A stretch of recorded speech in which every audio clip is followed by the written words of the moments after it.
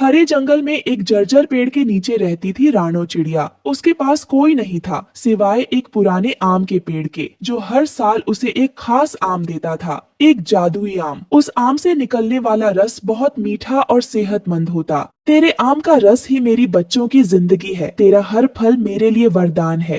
रानो, जब तक मैं हूँ तुझे भूखा नहीं रहने दूंगा, लेकिन एक खतरा मंडरा रहा है। एक दिन जंगल का सबसे चालाक और लालची कौवा कालू अपनी पत्नी गौरी के साथ रानो को रस पीते देखता है। हाय राम, देखो देखो वो गरीब रानो को, रोज सुबह उठते ही मीठा आम का रस पीती है। उसके बच्चे भी खाते पीते मोटे हो रहे हैं और हम तो सूखे हुए बेर चबाते हैं। कुछ तो झोल है। आम तो हर किसी के पेड़ पर लगते हैं, लेकिन ऐसा चमकता हुआ सोने जैसा आम, और फिर वो रस। पूरे जंगल में वैसी खुशबू कहीं नहीं आती जैसी उसके रस से आती है। क्या पता कोई जादू हो उस पेड़ में। वो रानो जैसी चिड़िया कहाँ से इतना खास आम लाएगी? ये कोई मामूली आम नहीं लगता। मुझे भी कुछ अजीब लगा था। मैंने देखा है हर बार रानो आम तोड़ने से पहले पेड़ से कुछ कहती है, फिर पेड़ खुद आम गिराता है।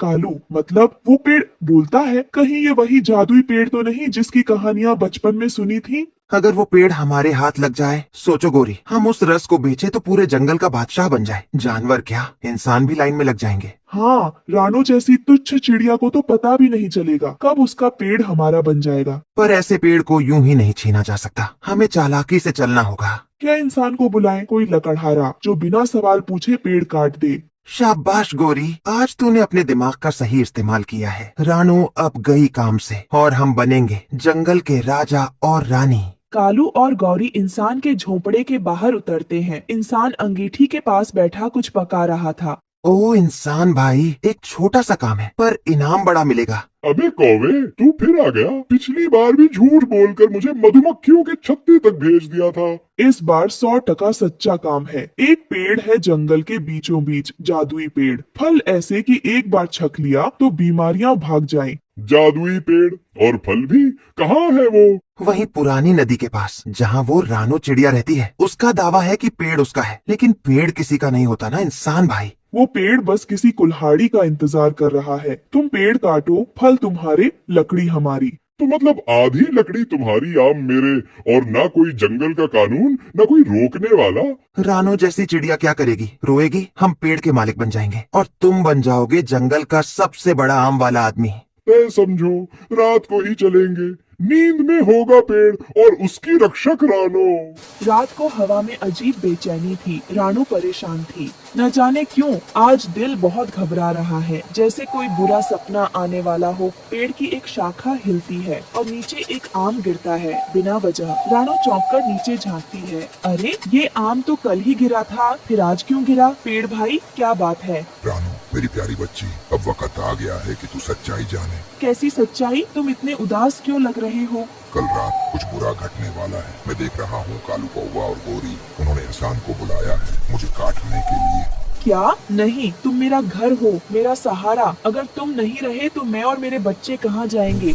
मैं एक साधारण पेड़ नहीं, एक आत्मा हूँ जो सालों से जंगल की रक्षा कर रही है, पर हर जादू की उम्र होती है। तो क्या कुछ नहीं किया जा सकता? क्या मैं किसी को बुलाऊं? पंचायत, मिट्ठू, बगुला, कोई तो होगा जो तुम्हें बचा सके। जो होना है वो होगा, पर मैं तेरे लिए एक आखिरी तोहफा छोड़ जाऊंगा। कल सुबह मेरा सबसे अंतिम आम गिरेगा। उसमें होगा ऐसा रस जो तुझे कई दिनों तक भूखा नहीं रहने देगा। पर मैं तुम्हारे बिना नहीं जी सकती। तुम्हारी छाप, तुम्हारी खुशबू।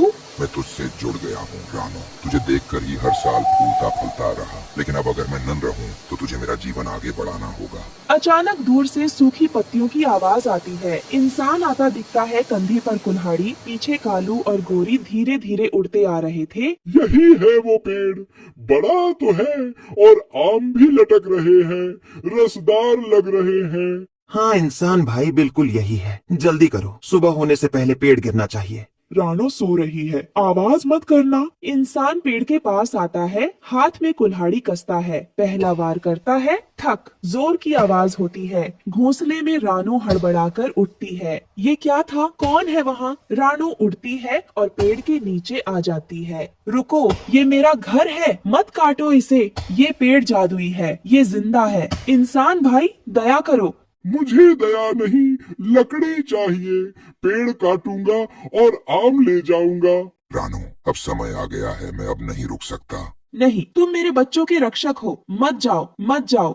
अरे हट जा रानो, तू कुछ नहीं कर सकती, अब ये पेड़ हमारा होगा। तेरे आंसू अब इस पेड़ को बचा नहीं सकते। इंसान तीसरा वार करता है, पेड़ के तने में गहरी चोट लगती है, एक डाली गिरती है, रानो बाल बाल बचती है। रानो, मेरी जड़ों में एक नया बीज गिरा है, उसे पालना वही मेरी विरासत है। और फिर एक भारी आवाज के साथ पेड़ गिर जाता है, धूल उड़ती है, पेड़ के गिरते ही एक चमकती रोशनी निकलती है जो इंसान कालू और गौरी की आंखों में चुभती है। अरे मेरी आंखें, मुझे कुछ नहीं दिख रहा।